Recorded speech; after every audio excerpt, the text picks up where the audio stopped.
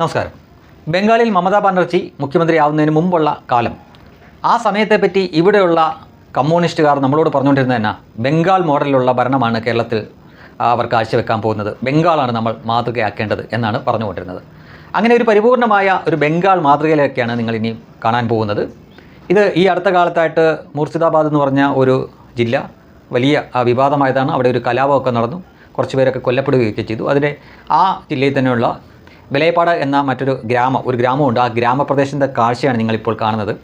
എനിക്ക് തോന്നുന്നു ലോകത്ത് സിമൻറ്റ് എന്നൊരു വസ്തു കണ്ടുപിടിച്ച ഒരു കാര്യം പോലും അവിടെയുള്ള ആളുകൾക്ക് അറിയില്ല എന്ന് തോന്നുന്നു. അവിടുത്തെ വീടുകളാണ് ഈ കാണുന്നത്, മൺചുവരുകളാണ്. സിമെൻറ്റിൻ്റെ അംശമൊക്കെ അവിടെ ഇവിടെയൊക്കെ ആയിട്ട് കാണാം. പക്ഷേ അവിടുത്തെ ജനങ്ങൾക്ക് ഇങ്ങനൊരു സംഗതി, ഈ സിമെൻറ്റ് എന്ന് പറഞ്ഞൊരു സാധനം ലോകത്ത് കണ്ടുപിടിച്ചിട്ടുണ്ടോ എന്ന് പോലും അവർക്കറിയില്ല, വാർത്ത പോലും കേട്ടിട്ടുണ്ടാവാൻ സാധ്യതയില്ല. ഈ വീടുകളൊക്കെ നോക്കുക, ഇത് നമ്മുടെ ഇന്ത്യയിൽ തന്നെയാണ് എന്നറിയുമ്പോൾ പക്ഷേ നിങ്ങൾക്ക് അത്ഭുതം പോലും. ഏതാണ്ട് 30 വർഷത്തോളം കമ്മ്യൂണിസ്റ്റുകൾ ഭരിച്ച ഒരു സംസ്ഥാനത്തെ ഒരു ഗ്രാമത്തിൻ്റെ അവസ്ഥയാണ്. നമ്മുടെ കേരളത്തിൻ്റെ ഏറ്റവും മോശം പ്രദേശത്ത് പോലും ഇതിലും ഭംഗിയായിട്ടായിരിക്കും, ഏറ്റവും മോശം പ്രദേശം പോലും ഇതിലും വികസിതമായിട്ടായിരിക്കും നമ്മുടെ കേരളത്തിലിരിക്കുക എന്ന കാര്യത്തിൽ തർക്കമൊന്നുമില്ല, അതിനകത്ത് രാഷ്ട്രീയമൊന്നുമില്ല. ഇവിടെ നോക്കുക, ആ വീടുകളുടെ ചുവരിൽ കാണുന്ന ഈ പതിപ്പിച്ച് വെച്ചിരിക്കുന്ന സംഗതികൾ ചാണകമാണ്.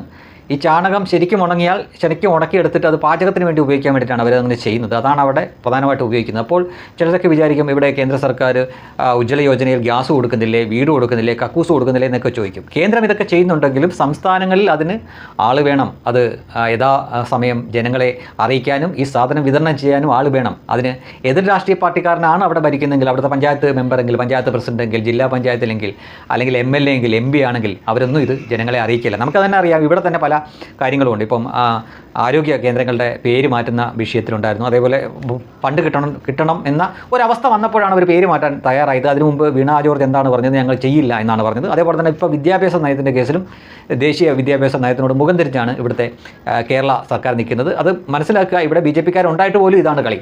അപ്പോൾ BJP-യുടെ പ്രതിനിധികളോ അല്ലെങ്കിൽ അതിൻ്റെ സഖ്യകക്ഷികളോ ഒന്നും ഇല്ലാത്ത ഏരിയയിലാണെങ്കിൽ അവിടുത്തെ ജനങ്ങളൊന്നും ഇതൊന്നും അറിയാനേ പോകുന്നില്ല.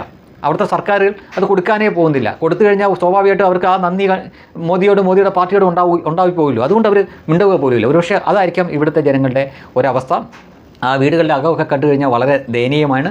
അവിടുത്തെ പ്രധാന കൃഷി എന്നത് നെല്ലും എള്ളുമാണ്.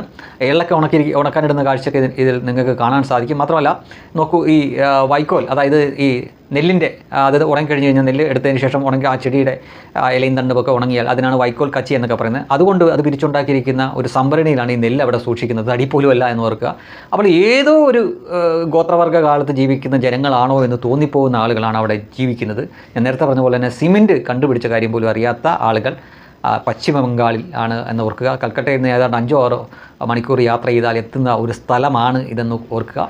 ഈ സ്ഥലമാണ് ഇത് ബംഗാൾ മാതൃക, ബംഗാൾ മോഡൽ കേരളത്തിൽ വരുത്തണമെന്ന് ഒരു 1.5 പതിറ്റാണ്ടിന് മുമ്പ് നമ്മളോട് കമ്മ്യൂണിസ്റ്റുകാർ പറഞ്ഞുകൊണ്ടിരുന്ന അതേ സ്ഥലം. ഈ സ്ഥലം ഇന്ത്യയിലാണ്. സത്യത്തിൽ ഇന്ത്യയിൽ ഇങ്ങനെയുള്ള സ്ഥലങ്ങൾ ഉണ്ടോ എന്ന് ഓർക്കുമ്പോൾ അത്ഭുതം തോന്നേണ്ടതാണ്. ഇത്തരം ചില സംഗതികൾ ഇവിടെ കമ്മ്യൂണിസ്റ്റുകൾ ഭരിച്ച സംസ്ഥാനത്തുണ്ടായിട്ടും മറ്റു പലരും എന്തിനാണ് UP-യിലേക്കും ഗുജറാത്തിലേക്കൊക്കെ പോകുന്നത് എന്ന് മനസ്സിലാവുന്നില്ല. നിങ്ങൾക്ക് യഥേഷ്ടത്തിലുള്ള കാഴ്ചകൾ ഈ ബംഗാളിൽ തന്നെ പോയാൽ ഇതുപോലുള്ള സ്ഥലത്ത് കാണാൻ പറ്റും.